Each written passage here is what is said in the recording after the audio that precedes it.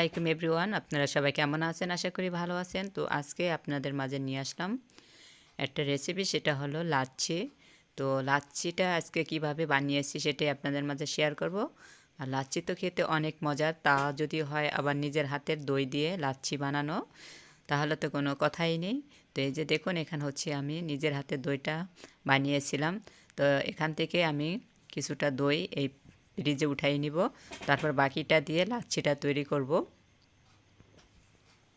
তো এখন অনেক গরম, তো গরমে লাচ্ছি খেতে কিন্তু খুবই ভালো লাগে। আর বাজার থেকে কেনা দই চেয়ে নিজের হাতে পাতা দই দিয়ে লাচ্ছি বানাইলে খেতে অনেক মজার হয়।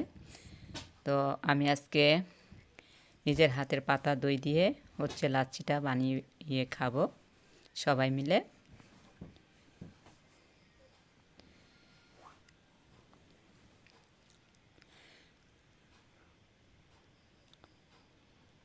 তো এখানে হচ্ছে এই যে একটা ব্লেন্ডারে জার নিয়েছি, তো জারে হচ্ছে এখন দইটা দিয়ে দিব।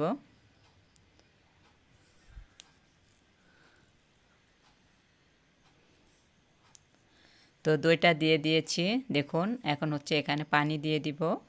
তো যারা যেরকম খেতে পছন্দ করেন ঘনত্বটা, তো ওরকমভাবে দিয়ে দিবেন পানিটা।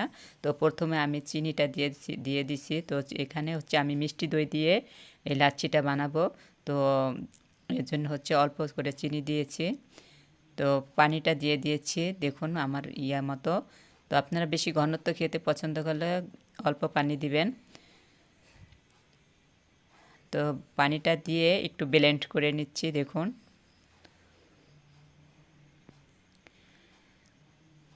তো অল্প সময়ের ভিতরে কিন্তু লাচ্ছিটা তৈরি করা হয়ে যায়, কিন্তু এটা খেতে অনেক মজার। অল্প সময়ে কিন্তু অনেক মজার একটা লাচ্ছি তৈরি করে নিয়ে খেতে পারেন আপনারা।